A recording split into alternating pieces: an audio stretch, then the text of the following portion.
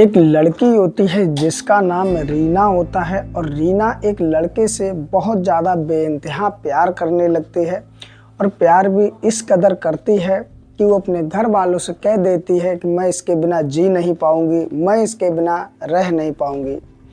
लेकिन दोस्तों गजब तो तब हो जाता है जब ये अपने मन की कर लेती है, उस लड़के से शादी कर लेती है और दोस्तों वो कुछ समय बाद उससे भी उसका मन भर जाता है तो किसी और लड़कों को फंसा लेती है और एक नहीं लड़के कई सारे फंसा लेती है। और यही बात जब उसके पति को पता चलती है तो दोस्तों पति भी सोचने पे मजबूर हो जाता है कि आखिरकार एक ऐसी लड़की जो मुझे इतना चाहती थी, मेरे लिए अपना घर द्वार सब छोड़ दिया, वो आखिरकार आज मुझे धोखा कैसे दे सकती है और वो किसी और लड़कों के साथ में ये सब कैसे कर सकती है। वो काफ़ी समझाता है लेकिन उस लड़के के समझ में नहीं आता है और वो एक साथ उन लड़कों के साथ ऐसा कुछ करती। तो जो दोस्तों आप कहानी में जानेंगे, उम्मीद करते ये कहानी आपको बहुत ज़्यादा पसंद आएगी और ये दोस्तों एक सच्ची कहानी है। नमस्कार दोस्तों, मेरा नाम अजय। तो चलते हैं आज की कहानी की तरफ। दोस्तों वीडियो को लाइक और चैनल को सब्सक्राइब जरूर कर देना। आज की जो कहानी है ये कहानी है उत्तर प्रदेश के कानपुर से। कानपुर में एक रीना नाम की लड़की रहती थी जो दिखने में सुंदर थी, गोरी थी, अपने परिवार वालों के साथ में वो रहती थी।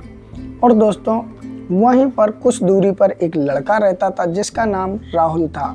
राहुल जो था वो भी ठीक ठाक था, हट्टा कट्टा था। दोस्तों दोनों बालिग थे, दोनों ही। रीना जो थी लगभग 20 साल के आसपास की थी और जो राहुल था वो लगभग 22-23 साल के आसपास का था। इन दोनों में जब प्यार होता है तो इनका प्यार इतना परवान चढ़ जाता है कि दोस्तों ना तो ये जात बिरादरी देखते हैं ना ही अपना घर परिवार देखते हैं। इनको बस दिखता है तो सिर्फ ये दिखता है कि किसी तरीके से हम दोनों एक हो जाएं। शुरुआत में तो ये चुप चुप के मिलने लगते हैं और मिलने के बाद में दोस्तों जब इन्हें मौका मिलता है तो राहुल रीना संबंध बना लिया करते थे। जब संबंध बनता है तो कहीं ना कहीं दोस्तों रीना को वो आनंद आता है कि वो संबंध के आनंद में डूब जाती है और चाहती है कि अब ऐसा कोई दिन ना आए जिस दिन मैं राहुल से संबंध ना बना पाऊँ, यानी कि उसे इस चीज़ की एक तरीके से लत सी लग जाती है। अब जो राहुल होता है वो तो मन में यही सोचता है कि रीना इतनी सुंदर है और मुझे इतना प्यार करती है और मुझे चाहिए क्या। राहुल जो होता है एक समय ऐसा आता है रीना से कह देता है कि मैं तुमसे शादी करना चाहता हूँ, तुम मेरी ज़िंदगी हो। तो रीना भी कहती है कि मैं भी तो तुमसे शादी करना चाहती हूँ और तुम ही मेरी ज़िंदगी हो, ऐसा कोई दिन नहीं आता जिस दिन मैं तुम्हें याद नहीं करती। तो राहुल कहता है ऐसा तो नहीं कभी तुम मुझे छोड़ दो। तो रीना कहती है मैं दुनिया छोड़ सकती हूँ लेकिन तुम्हें मैं कभी भी नहीं छोड़ सकती हूँ। अब दोस्तों ये दोनों साथ जीने मरने की कस्में खा लेते हैं। उसके बाद में राहुल और रीना फैसला करते हैं कि हम दोनों शादी कर लेंगे अगर हमारे घर वाले राजी हो जाएंगे तो। अब दोस्तों राहुल जो होता है अपने घर पे जाता है, अपने माता पिता से कहता है कि देखो मैंने एक लड़की को पसंद किया, मैं उससे प्यार करता हूँ और वो भी मुझे बहुत ज़्यादा प्यार करती है, जिसका नाम रीना है। वो भी पास के ही थोड़ी दूरी पर रहती है। तो जो राहुल के घर वाले होते हैं जब कास्ट वगैरह पूछते हैं तो वो बताता है कि अपनी कास्ट की नहीं दूसरी कास्ट की है। तो राहुल के घर वाले साफ साफ इनकार कर देते हैं कि देखो मैं तुम्हारी शादी अपनी ही जात बिरादरी में करूँगा, किसी और से या किसी और जात बिरादरी की लड़की से नहीं करूँगा। राहुल को साफ साफ कह दिया जाता है कि मैं शादी अपनी मर्जी से करूँगा, तुम्हारी मर्जी से किसी भी लड़की ऐरी गैरी लड़की से नहीं करूँगा। दोस्तों इधर जो रीना होती है वो भी अपने घर जाती है और धीरे धीरे ये कहानी किससे उस रीना के घर वालों को धीरे धीरे पता भी चल चुके थे। तो रीना जाती है अपने घर पे और कहती है कि मम्मी मैं एक लड़के से प्यार करती हूँ जिसका नाम राहुल है, दिखने में बहुत ज़्यादा अच्छा है और मुझे वो बहुत चाहता है, मुझे दुनिया को वो सारी खुशियाँ देगा जो मैं चाहती हूँ। जब रीना के घर वाले पूछते हैं कि आखिरकार कहाँ का रहने वाला, क्या काम करता है, क्या उसकी जात बिरादरी है, तो वो भी यही कहती है कि वो हमारी कास्ट का नहीं है, किसी और कास्ट का है।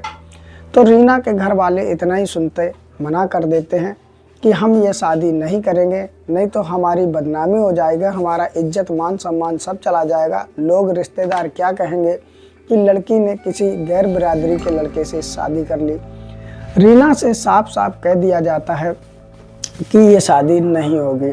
अब दोस्तों रीना राहुल से मिलती है और मिलने के बाद में बैठ करके रोती है और रोते रोते कहती है कि मेरे घर वालों ने साफ साफ इनकार कर दिया है कि मैं तुम्हारी शादी राहुल से नहीं करा सकता क्योंकि वो दूसरी बिरादरी का है। इधर दोस्तों राहुल जो होता है वो भी आंख में आंसू भर लाता है और कहता है यही हाल मेरे घर वालों का है, मेरे घर वालों ने भी यही कह दिया है कि दूसरी कास्ट की लड़की से हम तुम्हारी शादी नहीं करेंगे। अब रीना जो होती है और तेज रोने लगती है और राहुल के गले से लग जाती है और कहती है कि मैं तुम्हारे बिना एक पल भी नहीं रह सकती हूँ, मैं तुमसे इतना प्यार करती हूँ कि शायद कोई इसकी कल्पना भी नहीं कर सकता है। राहुल जो होता है उसको चुप कराता है, चुप करा के कहता है कि चाहे कुछ भी हो जाए हम तुम रहेंगे तो साथ में ही, जिएंगे तो साथ में ही, हम बिछड़ेंगे नहीं। रीना भी कहती है कि हाँ। अब दोस्तों शायद वो रीना का उस समय तक प्यार था या उसकी शारीरिक भूख थी जो राहुल अच्छी तरीके से पूरी कर देता था, तो इसलिए रीना उसे छोड़ना नहीं चाह रही थी। अब दोस्तों राहुल और रीना दोनों बालिग होते हैं तो ये फैसला लेते हैं कि घर वाले ना सही तो हम भाग करके शादी कर लेंगे। अब दोस्तों रीना भी कहती है अपने घर वालों से और राहुल भी कहते हैं कि हम दोनों उसी से एक दूसरे से शादी करेंगे। तो दोनों के घर वाले कह देते हैं अगर तुमने ऐसा कदम उठाया तो तुम्हारे लिए समझो कि हम लोग इस दुनिया में हैं ही नहीं। लेकिन दोस्तों वो दोनों इतना ज़्यादा प्यार में आगे बढ़ चुके थे कि रीना और राहुल को अपने घर वालों की बात समझ में नहीं आती है और उसके बाद में ये दोनों आगे निकलते हैं। राहुल और रीना जा कर के कोर्ट मैरिज कर लेते हैं। कोर्ट मैरिज करने के बाद में दोस्तों जब ये लौट करके घर पे आते हैं तो दोनों के घर वाले जो होते हैं, रीना के घर वाले तो ऐसे भी कह देते हैं कि तू मेरे लिए अब इस दुनिया में है ही नहीं, चाहे कहीं भी रहे जा करके। और दोस्तों इधर जब राहुल अपने घर पे पहुंचता है रीना को लेकर के तो उसके घर वाले भी कह देते हैं कि मेरी तरफ से तू कहीं भी रह जाके, ये घर अब तेरा नहीं और तू मेरा बेटा नहीं। दोस्तों राहुल काफ़ी सोचता और उसके बाद में वहाँ से वो सीधा सूरत चला जाता है। सूरत में जाने के बाद में एक कमरा किराए पर लेता है और वहीं पर दोस्तों वो एक प्राइवेट फैक्ट्री होती है उसमें काम लगा लेता है। काम लगाने के बाद में अब दोस्तों वो सुबह काम पे चला जाता था कंपनी में और 12 घंटे की ड्यूटी करता था और 12 घंटे की ड्यूटी में इतनी मेहनत पड़ती थी कि आप समझ सकते हो अगर कोई वहाँ पर 500 रुपये देता है तो कम से कम 1000 रुपये का मालिक काम कराने की सोचता है। ऐसी होती है प्राइवेट कंपनियों की नौकरी। तो जो राहुल होता है वो शाम को आता था, थक जाता था, खाना पीना खाते थे, सो जाते थे। अब जो रीना होती है उसे तो दोस्तों राहुल से एक ही चीज़ चाहिए थी, वो था शारीरिक संबंध। अब दोस्तों धीरे धीरे ये कहानी चलने लगती है। कहानी चलते चलते ऐसी हो जाती है कि दोस्तों जो राहुल होता है उसको कहीं ना कहीं लगने लगता है कि इस तरह ज़िंदगी कटेगी नहीं, ये 12 घंटे की ड्यूटी मेरी सारी ताकत चूस लेती है, यानी बहुत ज़्यादा मेहनत पड़ती है। उसे समझ में आ जाता है कि मैं ये नहीं कर पाऊँगा। दोस्तों किसी भी तरीके से वो 2 महीने काटता है और 2 महीने काटने के बाद में सूरत से अपनी पत्नी जो उसकी रीना बन चुकी थी उसको लिवा करके महाराजपुर थाना क्षेत्र के अंतर्गत रूमा में एक कमरा किराए पर ले लेता है और वहीं पर एक ऑटो किराए का लेता है और चलाने लगता है। अब दोस्तों धीरे धीरे समय कटने लगता है। ऑटो चलाता है तो वो सुबह निकलता है काम पर और दोस्तों शाम को आता है। अब होता ऐसा है कि दोस्तों धीरे धीरे 2 महीने तो सूरत में कट गए थे और दोस्तों धीरे धीरे 1-2 महीने यहाँ भी कट जाते हैं। एक दिन वो ऑटो लेकर के आ रहा होता है कि वो देखता है कि जो रीना है वो छत के छज्जे पे खड़ी है और सामने ही एक मकान है, उसमें 3 लड़के रहते हैं जो इंजीनियरिंग का काम करते हैं और इंजीनियर सीख भी रहे होते हैं, यानी कि वो भी लड़के किराए पर रहते हैं। रीना उनको देख करके इशारेबाजी कर रही है और मुस्कुरा रही है। जब ये चीज़ राहुल देखता है तो उसे कहीं ना कहीं शक हो जाता है। वो ऑटो थोड़ी दूरी पर ही रोक लेता है और वहाँ से देखता है रीना हंसती है और इशारों में उन लड़कों से बात भी करती है। अब राहुल को कहीं ना कहीं शक हो जाता है कि जो रीना मुझसे इतना प्यार करती थी, कहीं मुझे ये धोखा तो नहीं दे रही है। अब दोस्तों राहुल जो होता है फिर अपना ऑटो स्टार्ट करता है और सीधा अपने उसी कमरे पे पहुंच जाता है। और पहुंचने के बाद में रीना जैसे ही ऑटो देखती उतर के नीचे आ जाती है अपने रूम में। अब दोस्तों राहुल रीना से पूछता कि आखिरकार छत पर तुम क्या कर रहे थे। तो रीना जो होती है वो कहती कुछ नहीं, बस ऐसे ही टहल रहे थे। तो राहुल कहता है कि सामने वो जो लड़के खड़े थे वो तुमसे क्या कह रहे थे। तो जो रीना होती वो कह देती कुछ भी नहीं। तो राहुल होता वो कहता तुम इशारेबाजी भी कर रही, मैंने देखा है। तो रीना कहती ऐसा कुछ नहीं जैसा तुम सोच रहे हो, और वो बात टाल देती है। दोस्तों कहते हैं कि एक बार किसी के मन में अगर शक बन जाए तो वो फिर निकलता नहीं है। और राहुल के मन में अब कुछ शक जाग चुका था, क्योंकि रीना को तो बस एक चीज़ ही चाहिए थी, वो थी शारीरिक भूख पूरे करने का जरिया। राहुल से वो यही कहती है कि मेरे साथ ये करो। राहुल घर आता, खाता पीता, उसके बाद रीना उसी काम में लग जाती।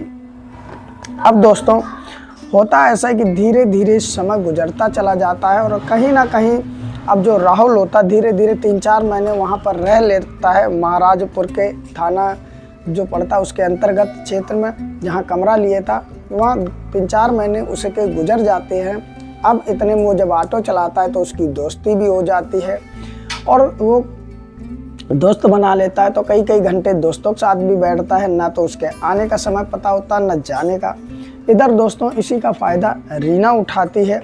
जो रीना होती है सामने लड़के रहते हैं 3, उन तीनों को सेट कर लेती, यानी कि उन तीनों से ही प्रेम प्रसंग करने लगती है।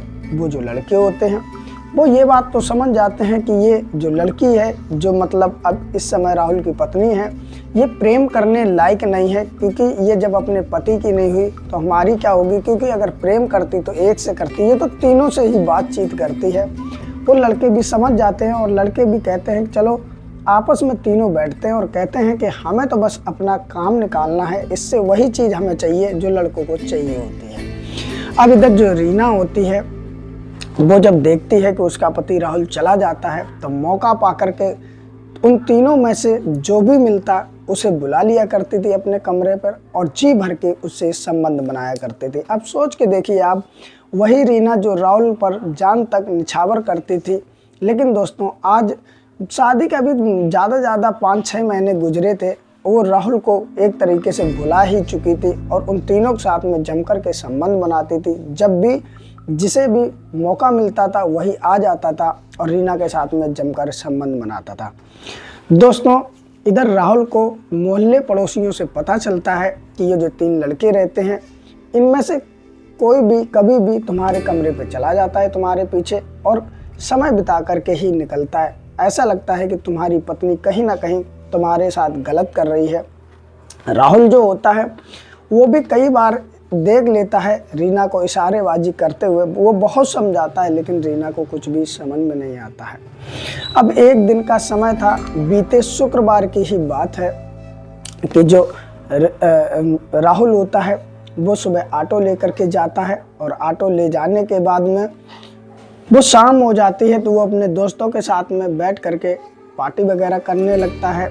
और उसके बाद में रीना को फ़ोन करता है लगभग रात के 9 बजे के आसपास, और कहता है कि आज देखो मैं आऊँगा नहीं, मैं अपने दोस्तों के साथ में हूँ, दोस्तों के घर पे पार्टी थी इसलिए मैं वहाँ आया हूँ, अब मैं सीधा कल ही आऊँगा। तो रीना जो होती है वो कह देती ठीक है जैसी तुम्हारी मर्जी, मैं भी बहुत थकी हुई हूँ और मैं भी सोने जा रही हूँ, और इतना कहकर वो फ़ोन काट देती है। राहुल को बहुत ज़्यादा अजीब लगता है कि रीना जो उससे बहुत ज़्यादा प्यार करती थी उसके बिना रह नहीं सकती थी, उसने एक बार भी नहीं कहा तुम घर पे आ जाओ। दोस्तों राहुल जो होता है उसका दिमाग तो पहले से शक होता है रीना के ऊपर। तो राहुल क्या करता है कि अपने दोस्त के यहाँ जाता है, पार्टी वगैरह करता है, जल्दी जल्दी खाना खाता है, और खाना खा करके फिर वो अपने दोस्त से कहता है कि ठीक है मैं घर जा रहा हूँ, मेरी पत्नी घर पर अकेली है। अब राहुल जो होता है वो 11 बजे अपने घर पे पहुंचता है, और ऑटो जो होता है कुछ दूरी पे बंद कर लेता है और धक्का मार के अपने कमरे के सामने तक, मकान के सामने तक लाता है। दोस्तों देखता है तो कुंडी लगी होती है, लोहे का गेट होता है, वो किसी तरीके से उस गेट की कुंडी खोल लेता है, यानी कि थोड़ी जाली सी बनी थी उसी में से किसी तरीके से वो कुंडी खोल लेता है। और कुंडी खोल करके जब अंदर जाता है तो देखता है कमरे की लाइट जल रही है, गेट खुला हुआ है। वो मन में सोचता है कि मैंने 9 बजे जब फ़ोन किया था तो मेरी पत्नी कह रही थी मैं सोने जा रही, थकी हूँ, अभी तक लाइट जल रही है। उसके बाद में जैसे ही वो कमरे के अंदर का नज़ारा देखता है, राहुल के पैरों तले ज़मीन खिसक जाती है। जो सामने बिल्डिंग में लड़के 3 रह रहे थे, उनमें से 2 लड़के ऐसे थे जो उसकी पत्नी के साथ में आपत्तिजनक हालत में थे। जो रीना थी उन दोनों के साथ में ही संबंध बना रही थी। ये देखते ही राहुल भड़क जाता है, चिल्लाने लगता है और चिल्लाने के बाद में दोस्तों वो उन लड़कों के साथ में हाथापाई करने लगता है और साथ साथ में जो रीना होती उसके साथ भी हाथापाई कर देता है। जब रीना ये देखती है तो कहीं ना कहीं रीना उन दोनों लड़कों को कहती है कि ये राहुल को मारो, नहीं तो ये हंगामा कर देगा और हमारी तुम्हारी सच्चाई सबको पता चल जाएगी। लेकिन दोस्तों राहुल जो होता है वो चिल्लाने लगता है, गालियां देने लगता है और उनको मारने भी लगता है और बदले में वो लड़के भी राहुल के साथ हाथापाई करते हैं। इतने में पड़ोसी वगैरह जग जाते हैं, वो देखते हैं कि राहुल के रूम में ज़्यादा ही उस घर में हंगामा हो रहा है तो 112 पर कॉल कर देते हैं। पुलिस वाले आ जाते हैं, गेट खुलवाया जाता और दोस्तों उसके बाद में पुलिस वालों को राहुल बताता है कि मेरी पत्नी के अवैध संबंध हैं इन दोनों लड़कों से और ये दोनों आपत्तिजनक हालत में थे। अब पुलिस वाले उन दोनों लड़कों को, रीना को, राहुल को थाने ले जाते हैं साथ में, जो कि महाराजपुर थाना था, वहाँ पर ले जाते हैं और ले जाने के बाद में उन दोनों लड़कों को अंदर बंद कर देते हैं।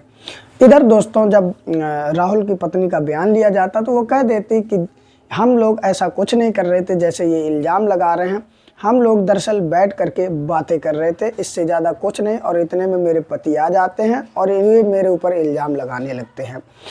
तो राहुल कहता है कि साहब ये बताइए रात के 1 बजे का समय कौन सा ऐसा होता है जो कोई गैर मर्द 2 आकर के किसी अनजान की पत्नी के कमरे में बैठ करके बातें करें। मैं तो कभी इन लड़कों से बात भी नहीं की, ना तो इनको बुलाया। अब दोस्तों पुलिस वाले जो होते हैं रीना और राहुल को समझा बुझा करके घर पे भेज देते हैं और उन दोनों लड़कों को बंद कर देते हैं।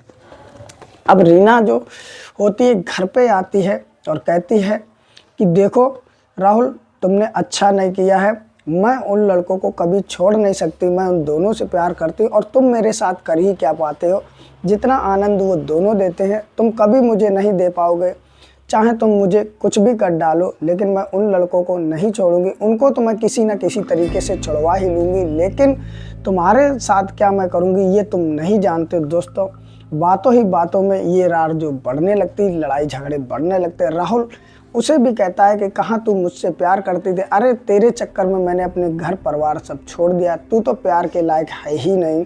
दरअसल मेरी ही गलती थी जो मैं अपने घर वालों के कहने पर नहीं चला और तेरे कहने से तेरे से शादी कर ली।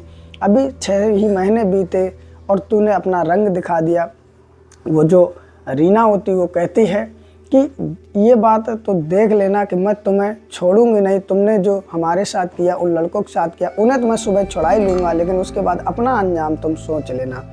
अब राहुल जो होता है दोस्तों कहीं ना कहीं वो सोच लेता है कि आजकल वैसी भी ऐसी कहानियाँ बहुत चल रही हैं और अगर मैंने इसके साथ आज इसे छोड़ दिया तो कल को ये तो उसके साथ चली जाएगी और अब मेरा है ही कौन दुनिया में। घर वालों की नज़र में तो मैं वैसे भी गिर गया हूँ। दोस्तों बहुत सोचता समझता लास्ट तुम्हें वो यही डिसीजन लेता है कि रीना को ही इस दुनिया से विदा कर दे, क्योंकि रीना चुप नहीं बैठ रही थी, उसको कुछ ना कुछ धमकियाँ दे ही रही थी और कह रही थी कि उनको निकालने के बाद मैं उनके साथ चली जाऊंगी और तुमको फंसा करके जाऊंगी, तुम्हारी ज़िंदगी नरक बना के जाऊंगी। दोस्तों उसके मन में, राहुल के मन में गुस्सा भी था, उसे समझ में नहीं आ रहा, वो सीधा रीना का गला पकड़ता और उसे इस दुनिया से विदा कर देता है। और रीना जो होती है उसका जो शव होता है उसी जो बिस्तर था, उसी के कंबल जो बिछा हुआ था उसी में लपेट के वहीं पर रख देता है और कमरे में कुंडी लगा करके वहाँ से भाग जाता है।